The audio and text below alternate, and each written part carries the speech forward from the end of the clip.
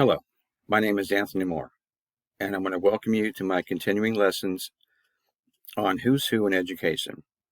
And today I want to take some time to go ahead and speak to you about a man named Edward Thorndike.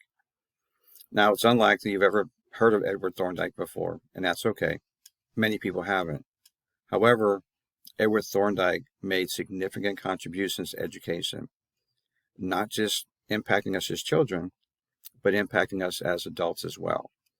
Many of his theories are still in effect today and are used in education from occupations ranging from A to Z. Now, Edward Thorndike was a noted psychologist in the early 1900s. He differed from many of his field because he believed that psychology played a much more critical role in education than it was first believed. He believed that you could measure success in education based on how well the student performed compared to a stimulus or whether or not they failed. So education success or failure was relevant, and he sought to go ahead and prove his theories. And the way he did that, it started out with doing studies with animals and giving animals a stimulus and then measuring a response. And he did this over a number of studies for a number of years.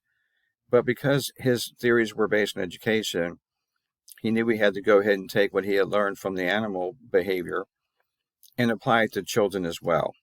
And obviously he put them in different types of scenarios. But the point was that he was trying to measure how well children learn based on the stimulus they were given, and he would record their responses. And once he had gathered this information, he went ahead and developed what he called his laws of learning. He developed the law of effect, the law of exercise, and the law of readiness. Now, like I said previously, he believed you could measure success or failure based on the student's response to the stimulus. However, he also held teachers to task as well, because he believed that they had a just as important role, if not more important role, in presenting the information correctly. Now, Edward Thorndike believed that it was up to the teacher to present the information in small logical blocks of instruction. That way, the students could go ahead and practice the small blocks of instruction, which, i.e., the law of exercise, and they would become proficient with it. The law of effect, as they became more proficient, their successes multiplied. They wanted to go ahead and succeed, so they would apply themselves more to the learning process. And because they had gotten time to practice, and because they had been successful, it made them more conducive to taking on greater challenges, which was the law of readiness.